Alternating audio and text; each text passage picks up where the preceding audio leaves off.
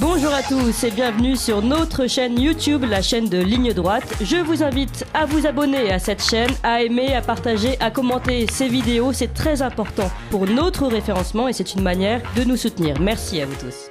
Bonjour François Bousquet. Bonjour Clémence. Vous êtes... dis donc, on vous voit, mais quelle bonne nouvelle.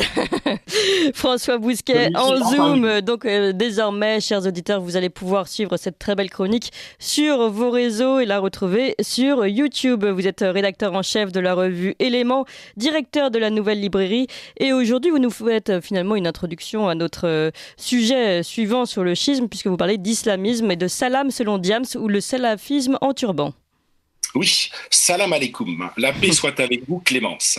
Je vous rassure, je ne me suis pas converti à l'islam durant le pont de la Pentecôte. J'ai seulement regardé le long entretien que Diams a accordé aux médias bruts pour lancer son documentaire Salam, la paix en arabe. En bon élève de Tartuffe, Diams a choisi de communiquer sur les aspects les plus primesautiers de l'islam salafiste. La tolérance extrême, la non-violence, l'hyper-bienveillance. Un numéro de haute voltige théologique facilité par l'obséquiosité humide du multi-chroniqueur Augustin Trapenard. Pour faire mentir une tête patibulaire à ne pas sortir de la cave et un patronyme qui ne donne pas envie de le rencontrer dans un coupe-gorge, Augustin Trapenard s'est spécialisé dans l'entretien guimauve.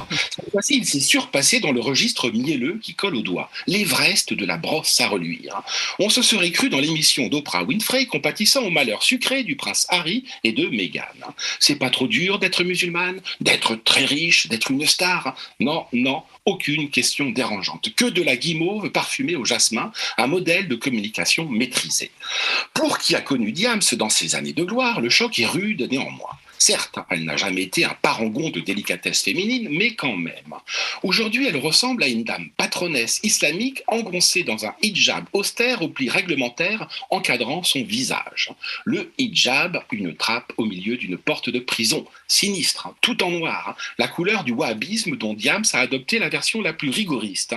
Elle qui célébrait la France arc-en-ciel, fantasmée par nos élites, dont elle était la porte-parole zélée et consciencieuse auprès des jeunes, est devenue une adepte du monochrome minimaliste noir sur fond noir. La pierre noire de la Mecque, l'or noir, le niqab noir. Ah, qu'elle est loin l'époque où elle chantait Ma France à moi et Marie. Pour autant, les paroles sont les mêmes. Hier, c'était une banderole pour la Journée internationale contre le racisme, aujourd'hui contre l'islamophobie. On a l'impression d'entendre un syndicaliste de Sud Éducation égrener les clichés habituels sur l'islam, religion de paix et d'amour. Ne manque que le pins touche pas à mon Coran pour se croire à un meeting de Mélenchon ou à la conférence des évêques de France. Car c'est un islam village Potemkin, celui de la programmation des séries sur France Télévisions ou Netflix. Mais derrière le décor, derrière les incantations au vivre ensemble, il y a la décapitation de Samuel Paty ou les 130 morts du 13 novembre. Dans ce monde assombri, seul brille le Coran depuis son noyau saoudien, la terre sainte des salafistes, où Diams a fait sa hijra, sa migration religieuse. La version théocratique du cauchemar climatisé d'Henri Miller avec des gratte-ciel XXL qui évoquent le stade Dubaï du capitalisme. Le règlement intérieur y est rigide comme une trique. C'est un camp disciplinaire où les minarets sont des miradors. Les non-musulmans sont traités comme des agents impies et pathogènes, seulement tolérés en quarantaine, suivant les règles d'un apartheid confessionnel à toute épreuve que la police religieuse fait appliquer avec les rigueurs de la charia. La liste de ce que le salafisme interdit donne le vertige. Le tabac, l'alcool, le rire, les jeux, la mixité, le sport et on en passe. Sans oublier la musique. Et c'est là que le bas blesse. Diams ne veut plus entendre parler de musique, mais elle n'est pas prête à renoncer au très confortable revenu qu'elle en tire. En se convertissant, elle a changé de religion, mais aussi de système monétaire. Les diamants sont devenus des pétrodollars.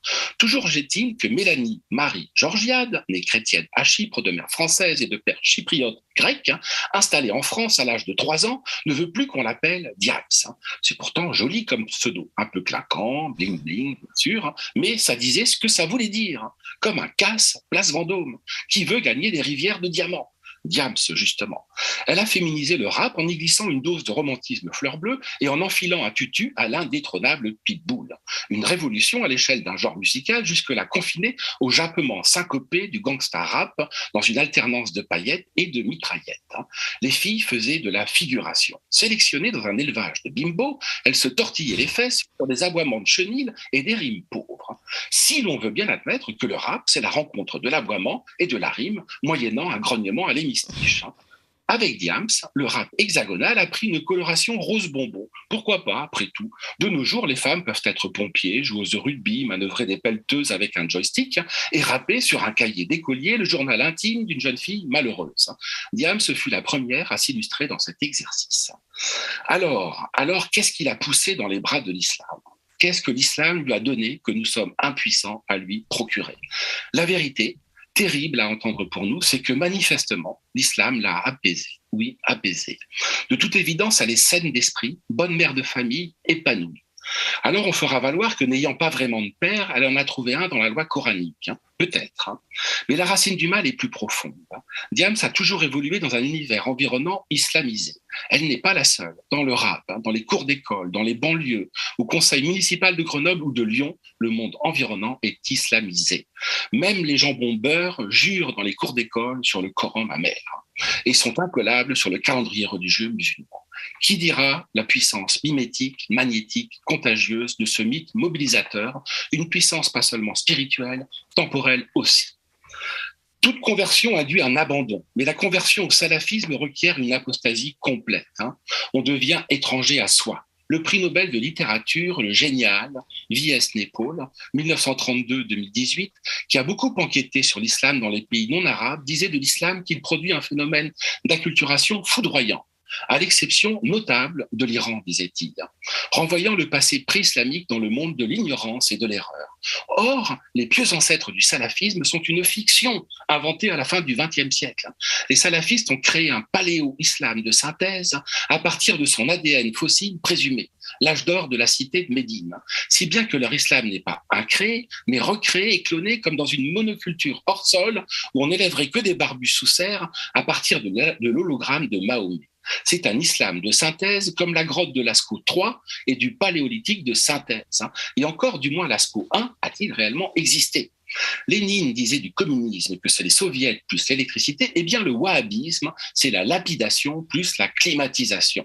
C'est un produit d'appel d'avant-garde et d'arrière-garde. Une secte médiévale doublée d'une hérésie moderniste.